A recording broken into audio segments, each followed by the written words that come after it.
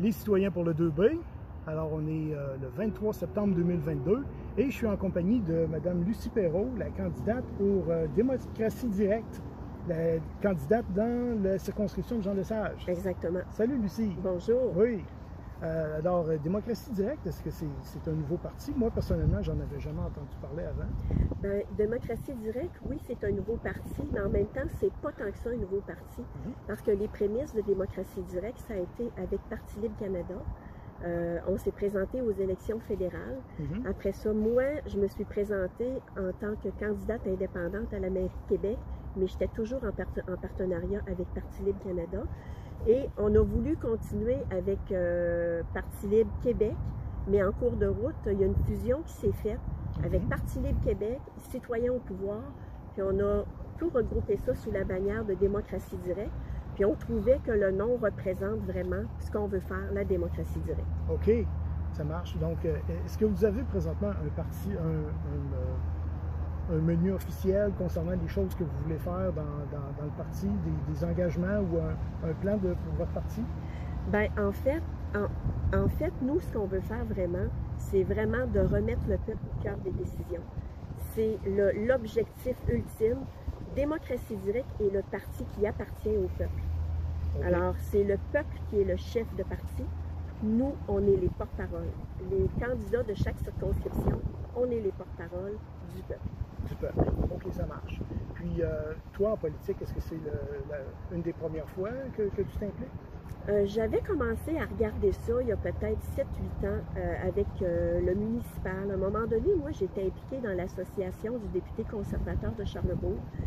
J'ai des amis qui m'avaient dit « Ah, Lucie, tu devrais regarder ça, la politique, sérieusement. Tu as ce qu'il faut pour aller là. Tu as de l'entre-gens. Tu connectes facilement avec les gens. Tu as une bonne écoute. Tu aurais ce qu'il faut pour aller là. Tu devrais y aller. » Puis au début, je me disais, ça me tente pas du tout la politique, ça me tente pas d'être mêlée à ça me tente pas d'être muselée par des lignes de parti. Et puis à un moment donné, j'ai dit, en tout cas, j'ai rien à perdre d'aller voir. Puis quand je suis arrivée au premier conseil, la première réunion du conseil municipal où je suis allée, je vais te dire que j'ai été vraiment impressionnée de voir à quel point il n'y avait pas de démocratie. On pense que le peuple, on est écouté, mais on ne l'est pas. Puis je m'en suis aperçue parce que s'il y avait la possibilité, quand on posait des questions, de ne pas répondre aux questions, il ne répondait pas aux questions. Il ne cherchait pas à savoir qu'est-ce qu'on voulait dire ou il ne cherchait pas à avoir des explications pour vraiment pouvoir répondre au mieux à l'information qu'on voulait avoir. Ça m'avait vraiment surpris, mais pas agréablement. Alors, à partir de ça, là, ben, les gens avec qui j'étais à ce moment-là, on avait un petit peu des divergences au niveau des valeurs. Alors moi, j'ai décidé tout simplement de me retirer de ce parti-là. Et puis, ça a été vraiment avec Parti libre Canada que là, j'ai rencontré un parti où les gens avaient vraiment les valeurs que j'avais. Il n'y avait aucune ligne de parti, donc il n'y avait pas de danger que je sois muselée par une ligne de parti. Ça, c'était vraiment pour moi extrêmement important parce que ça arrive des fois que la population n'est pas nécessairement d'accord avec les élus. Et moi, comme je suis le porte-parole des électeurs, je veux avoir le droit de rendre vraiment ce que les électeurs veulent sans être obligé de suivre une ligne de parti. C'était vraiment primordial pour moi, ça. Et puis, c'est ça, j'ai fait les élections fédérales, mais pas comme candidate. J'étais, je vais dire ça comme ça, la directrice de campagne pour Daniel Pelletier, qui était candidat dans Charlebourg-Saint-Charles à ce moment-là. Et puis, j'ai vraiment vécu l'expérience sur le terrain de la même manière que si j'avais été candidate. Alors, j'ai vu les besoins, j'ai créé des liens avec les gens. Les gens ont vraiment, ceux à qui on a eu l'opportunité de parler, ils ont vraiment réalisé qu'est-ce qu'on était en train d'implanter. Puis, ça a fait son petit bonhomme de chemin. J'ai continué à répéter le même message aux élections municipales parce que même si j'étais candidate indépendante à la mairie de Québec, c'était exactement le même message qu'on amenait. J'ai été impressionnée de voir comment il y avait encore plus d'ouverture qu'aux élections fédérales.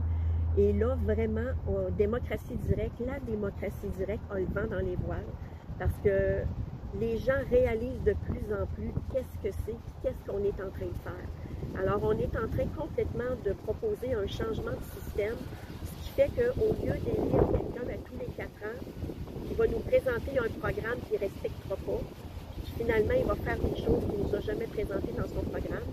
Les gens vont tout simplement voter pour des idées. Un peu comme ça se fait en Suisse. En Suisse, ils vont voter 4-5 fois par année pour des idées. Alors que nous, on vote une fois aux 4 ans pour une personne qui dans le fond, c'est de la démocratie représentative. Alors que nous, ce qu'on veut instaurer, c'est de la démocratie participative. Puis la chose la plus importante que les gens doivent retenir, c'est que c'est le peuple qui est notre chef, le chef de notre parti. Notre slogan, le peuple au cœur des décisions. Le peuple au cœur des décisions. Oui. Ça marche. Et toi, depuis le début de la campagne, est-ce que tu as des circonstances particulières, des anecdotes ou des choses particulières à nous raconter qui te sont arrivées quand tu as rencontré des électeurs?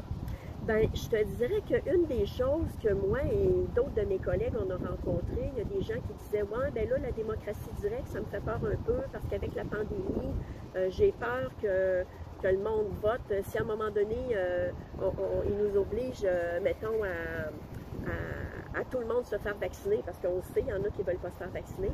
Alors, ils ont dit, on a peur d'être obligé de se faire vacciner. Mais ça ne peut pas arriver parce que c'est à l'encontre des chartes des droits et libertés. Parce que dans la charte des droits et libertés, les gens sont libres de choisir ce qui va entrer dans leur corps.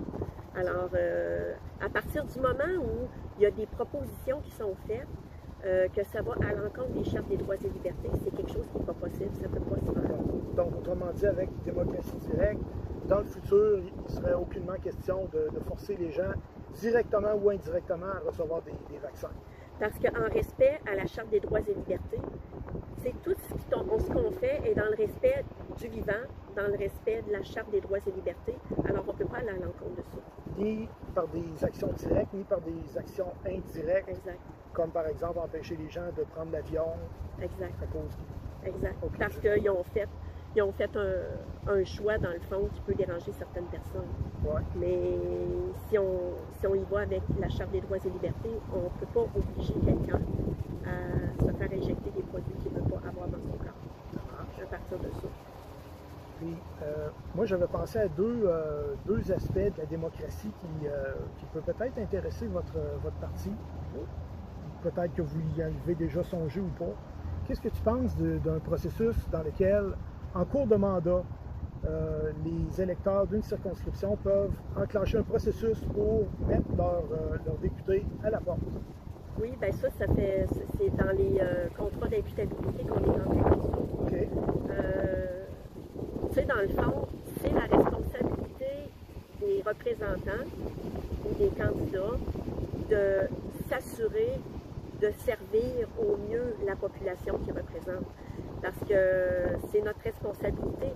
Puis même, ça va jusqu'à, si admettons, moi, en tant que représentante de Jean Lesage, il y a des choses dans la circonscription que les gens veulent et que moi, je suis contre. En étant le porte-parole de la population, je dois aller avec le plus gros pourcentage des gens. Alors, si la majorité des gens veulent que quelque chose s'établisse et que moi, je suis contre, je suis là pour représenter les gens. Alors, je dois aller avec ce que les gens veulent et non ce que moi, je veux. Donc, si j'ai bien compris, tu seras en faveur d'un processus où les gens peuvent mettre leurs députés à la porte à mi-mandat, par exemple. Tout à fait, tout à fait. Puis même, je te dirais, nous, on signe des contrats d'allégeance au peuple, on a des contrats d'imputabilité, puis c'est ça, on a des contrats, on a des documents qu'on a signés à l'effet que on accepte si soit, mettons, quelqu'un a fraudé ou quelqu'un n'est pas à l'écoute de sa population, il ne répond pas aux besoins de sa population, on est sur des sièges éjectables, alors les gens peuvent nous éjecter. Des sièges éjectables. Oui. Okay, j'aime ça comme expression.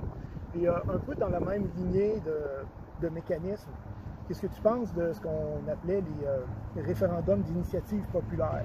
Ça, ça origine, ça existe en Californie, entre autres, où est-ce qu'en cours de mandat, des gens peuvent débuter des référendums qui, une fois que le résultat est connu, que le gouvernement doit les respecter. Ça a déjà été proposé au Québec par le Parti québécois il y a une dizaine d'années, mais ça n'a pas été plus loin que ça avec Mme Marois. qu'est-ce que tu penses de ça, un référendum d'initiative populaire? Bien, ça, c'est sûr que ça fait partie des choses aussi qu'on préconise. Si la population veut mettre sur pied un projet, Oui. ils vont aller chercher un certain nombre de signatures pour leur projet. À partir de ça, bien, ça entre dans le processus d'être évalué, puis d'être étudié, puis d'être analysé, puis d'être voté par la population. Ça rentre dans le processus automatiquement. Ça rentre dans le processus? Oui, oui.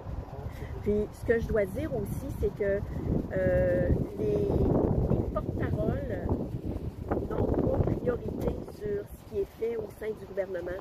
Autrement dit, on a le même droit de parole que les électeurs. On n'a pas de priorité parce qu'on est des représentants au gouvernement.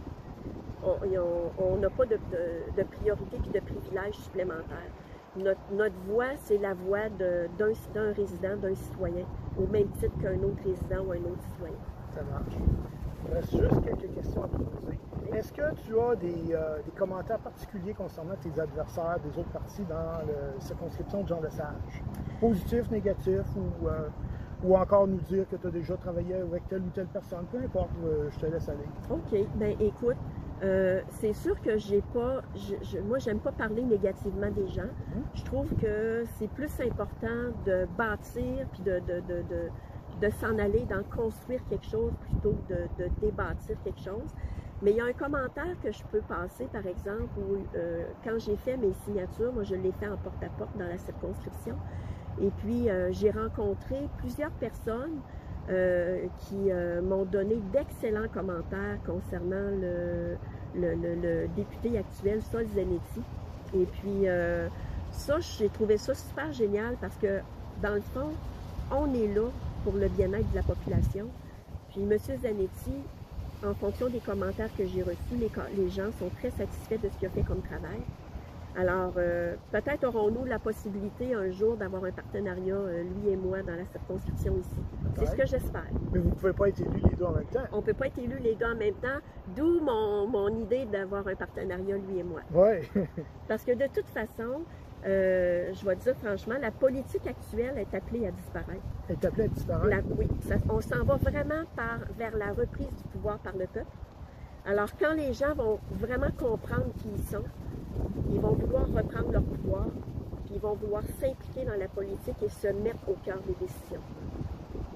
Pour terminer, j'ai deux questions un peu humoristiques pour toi, parce que moi je dis toujours que c'est important dans la vie de toujours avoir du plaisir dans tout ce qu'on fait. Alors, les deux questions, c'est les choses suivantes. Ça va être un choix multiple, un choix de réponse. OK. A, B, C, D, E. Ça marche? Ça marche. Alors, tu es sur un bateau qui est en train de couler, puis tu as la possibilité de te sauver toi-même avec une autre des personnes suivantes. Alors, laquelle que tu sauves? Incluant moi-même. Oui, toi-même, c'est sûr que tu te sauves. Donc, Parfait. Christiane Gamache, la candidate dans Jean Lesage pour la CAQ. Charles Robert, le candidat pour le PLQ. Denise Peter, la candidate pour le Parti conservateur. D. Michael Potvin, le candidat pour le Parti québécois. Ou E. Aucun, il ne mérite pas. OK, moi j'attendais Sol Zanetti, mais bon, il n'est pas sorti dans J'ai le fait nom. l'exprès pour ne pas le mettre dans le tas, parce que je sais que tu l'aimes. Alors, ça sera aucun, parce que moi je m'associerai avec Sol Zanetti. OK, ça marche. La deuxième question, encore un choix multiple A, B, C, D, E. Alors, tu es sur un bateau qui est en train de couler, puis tu as le choix de sauver toi-même avec une autre des personnes suivantes. A. Stéphanie Tremblay, la candidate pour Démocratie Directe dans Charlevoix. Oui. B. Karine Simard, la candidate pour Démocratie Directe dans Port-Neuf. C. Alexandre Asselin, le candidat pour Démocratie Directe dans Sherbrooke. Ou D. Jean Sauve-Aucun pour ne pas faire de jaloux. Ou E. Jean Sauve-Aucun pour ne pas faire de jaloux, puis je me laisse couler avec par solidarité. J'en sauve aucun pour ne pas faire de jaloux, parce que j'aurais sauvé Daniel Pelletier si tu l'avais nommé, parce que c'est Ah mon non, mari. mais je sais! C'est pour ça que je ne l'ai pas nommé. Ça, c'est chiant un peu.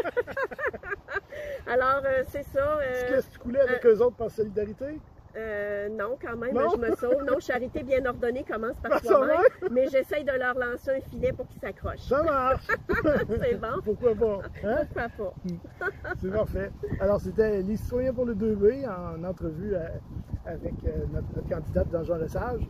Alors, merci tout le monde et à la prochaine. Merci beaucoup.